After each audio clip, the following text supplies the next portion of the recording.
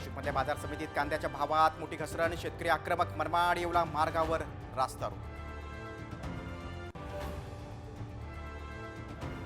शिवनेरी 70 तर साधी बस 80 रुपयांनी महागणार, 14% भाडेवाढीचा प्रस्ताव राज्य सरकारसमोर, नवीन वर्षात अंमलबजावणी.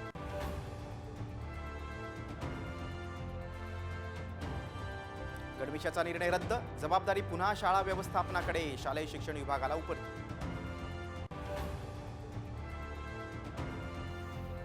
एमपीएससी परीक्षा देताना वयाचं टेन्शन नाही, भरती वयोमर्यादेत 1 वर्षांची वाढ, राज्य सरकारच्या निर्णयानं लाखो विद्यार्थ्यांना दिलासा. कोल्हापुरात महायुतीची भव्य रॅली, हसन मुश्रीफ आणि प्रकाश आंबेडकरांना मंत्रिपद मिळाल्याचा जल्लोष. मराठी कुटुंबाला मारहाण करणाऱ्या मुजोर अखिलेश शुक्लावर आणखीन एक कारवाई, गाडीत पिवळा दिवा लावल्यानं पोलिसांकडून जप्त, बायकोसह आणखी 2 अटकेत.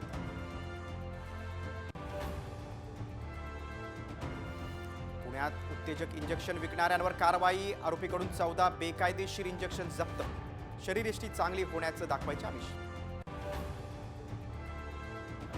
किमान तापमानात वाढ झाल्यानं थंडीची लाट ओसरली, मात्र राज्यातील गारठा कायम, धुळ्यात 7 अंश सेल्सिअस तापमानाची नोंद. क्रिकेटपटू रॉबिन उत्तप्पा विरोधात अटक वॉरंट, रॉबिनवर पॉयडंट फंड घोटाळ्याचा आरोप.